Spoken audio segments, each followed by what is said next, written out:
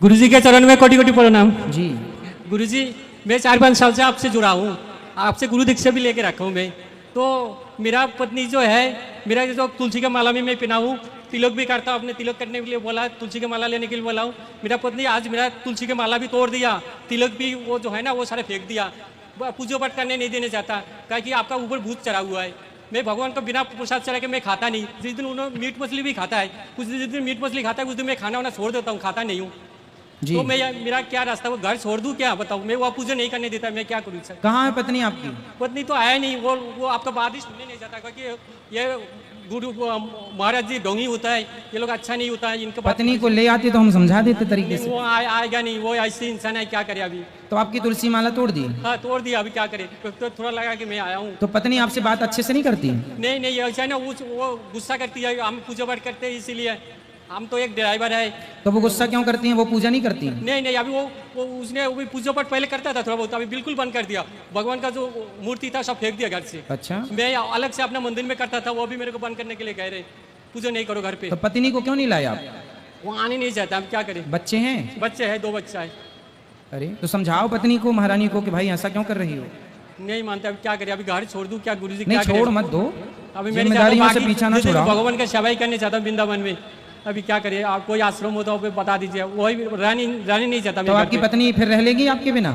हाँ और वो कह के मैं बच्चों के साथ रह जाऊंगा, आपके साथ नहीं रहूंगा। अच्छा। आप वो पूजा पाठ छोड़ दो, पूजा पाठ। अच्छा पूजा पाठ आप छोड़ देंगे तब आपके साथ रहेगी? हाँ पूजा पाठ से फिर मीट मछली खाना पड़ेगा, मैं वो सब खाने नहीं चाहता, छोड़ दिया मैंने। अच्छा वो मांस खाना चाहते हैं? वो खाते रहता है। अच्छा। हम बंगाल के रहने वाले। तो आप नहीं खाते मांस? नहीं मैं पहले तो थोड़ा बहुत खाता था, आपका कथा सुनने के बाद। जब तक आप खाते थे तब तक वो आपको प्रेम करती थी? हाँ जी। अब नहीं खाते तो नहीं करती? नहीं। मतलब वो आपसे प्रेम नहीं करती, मछली से प्रेम करती है? हाँ जी। अब क्या करें गुरुजी? चलो भाई आप। तो मैंने वीडियो बंद कर दी है, अब इस आप लोगों को आवाज़ सुनाई नहीं देगी। तो जो सब्सक्राइब करेगा ना उसके फ़ोन में आवाज़ आने लग जाएगी। अगर आपके फ़ोन में भी आवाज़ नहीं आ रही तो सब्सक्राइब कर दो, देखो आवाज़ अपने आप चालू हो जाएगी। आप जैसे ही सब्सक्राइब करोगे आवाज़ अपने आप आने लगेगी। देखो बहुत से लोगों के फ़ोन में आवाज़ आ रही है, आपके फ़ोन में अगर अभी तक आवाज़ नहीं आ रही तो आपने सब्सक्राइब नहीं किया, सब्सक्राइब कर दो, सब्सक्राइब करो। तो बताओ क्या करना चाहिए इनको? पत्नी भक्ति नहीं करने देती, माला तोड़ देती है और ये करना चाहते हैं, बताओ क्या करेंगे? हाँ फिर ये है कि आप भगवान का नाम जपो और ठीक है। आप बेटे बड़े हो गए आपके? हाँ बेटे 22 साल का है, 12वीं कर लिया उसने। शादी वादी हो गई? नहीं शादी नहीं हुआ। शादी की जिम्मेदारी पूरी कर लो, फिर आप भजन कर लो भगवान का संतों की तरह। पत्नी के चक्कर में ना पड़ना, फिर पत्नी तो नरक जाएगी, आपको भी ले जाएगी। इसलिए पहले बेटों की जिम्मेदारी पूरी कर लो, शादी विवाह करके पत्नी से कहना कि तुम खूब मांस खाओ, हम चले, भगवान के चिंतन करो। वैसे अभी आप घर पे रह के भगवान का स्मरण करो, खूब भक्ति करो, भगवान से प्रेम करो। ऐसे है, मैं भगवान से बहुत प्यार करता हूँ, लेकिन ऐसे है मैं ऐसे चाहता हूँ कि जो भगवान से बिना मैं रह नहीं सकता। तो मैं ऐसे एकादशी के व्रत भी करते रहता हूँ। हाँ अच्छा करो। घर में कुछ बनता है तो मैं उस दिन खाना नहीं खाते, लेकिन ऐसे है ना जब भगवान का हमें कोई सेवा ही नहीं कर पाऊंगा, पूजा पाठ नहीं कर पाऊंगा, उस घर में रह के क्या फायदा मेरे? सही है, लेकिन अभी तो अपनी जिम्मेदारी पूरी करना है। अभी रहो, भगवान का नाम जपो, प्रेम भगवान से बनाए रखो। अभी जिम्मेदारियां बेटों की हैं, वो पूरी कर लो, शादी विवाह कर लो, फिर भगवान का नाम लेकर के सदा के लिए भगवान के हो जाना। ठीक है? राधे राधे गुरु जी। खुश रहो। राधे गुरु जी। जी बहुत बहुत आपका धन्यवाद भगवान। किस बात का? इस बात का कि मेरे पति में बहुत बदलाव आया, उन्होंने सारी दारू वारू सारी बुराइयां छोड़ दी। अच्छा। हाँ खुश रहिए। और बस एक मेरे नंदोई है, वो दारू नहीं छोड़ते, वो बहुत ज्यादा अपनी कोशिश करते हैं मगर उनकी दारू नहीं छूटती है। ले आना नंदोई को। है तो यहीं पे बात कराओ फिर। बस आओ उनकी नंदोई दारू जी। छूट जाए, बस वो गए थे भी बाहर, नहीं छूटी दारू, बहुत कोशिश तो भी दारू करते अपने हैं। आप आके इनके मुंह में घुस जाती होगी।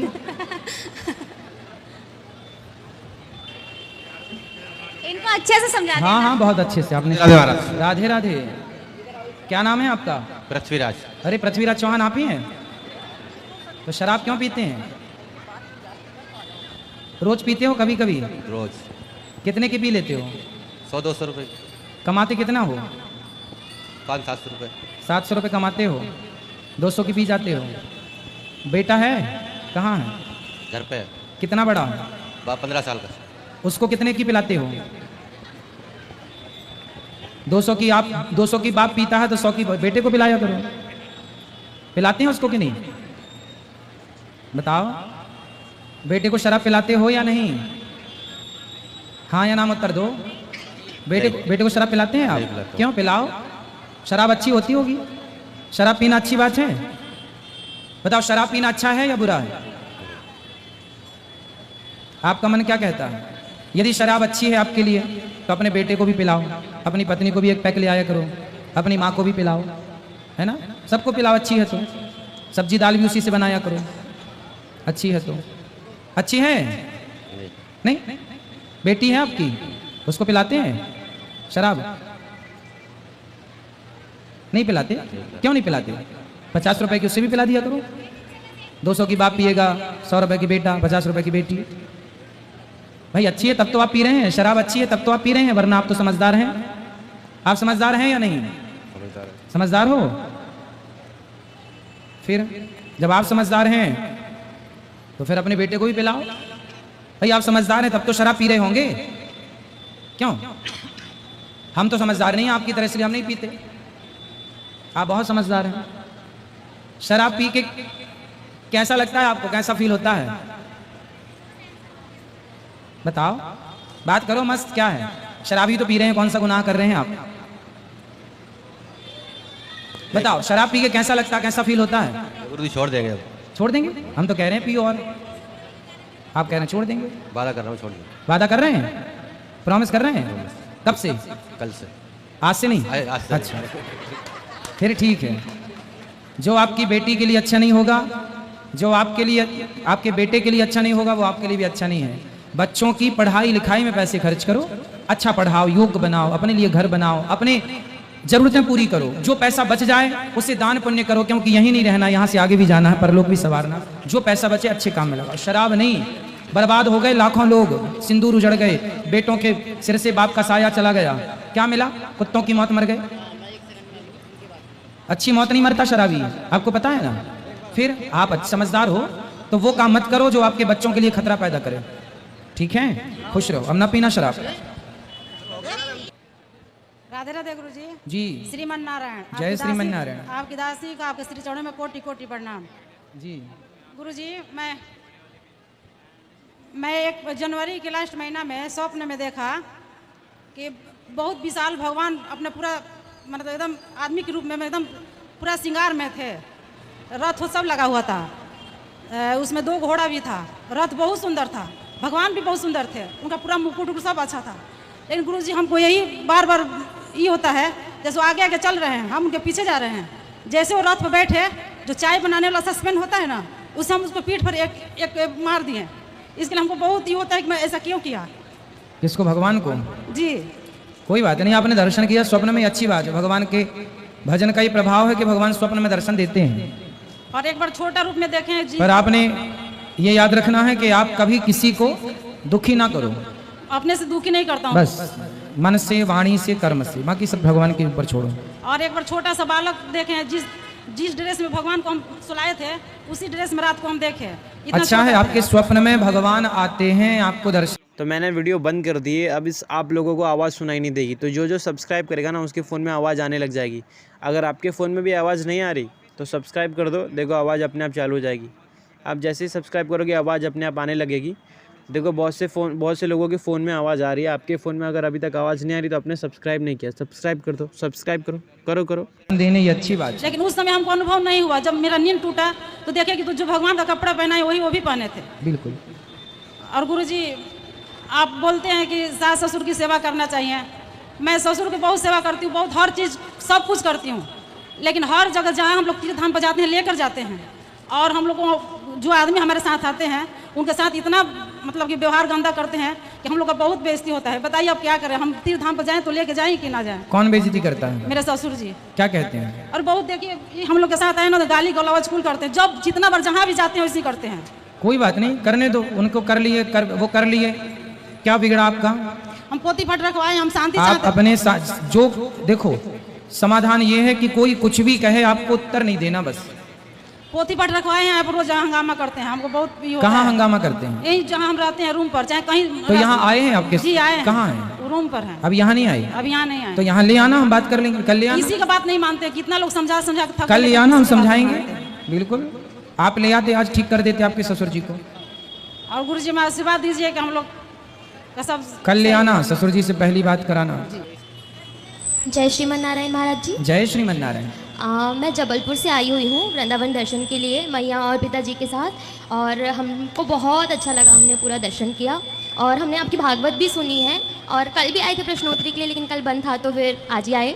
मेरा प्रश्न ये है कि जब हम हवन करते हैं तो हम स्वाहा क्यों कहते हैं, मतलब स्वाहा का अर्थ क्या है? अग्नि की पत्नी का नाम है स्वाहा। जी।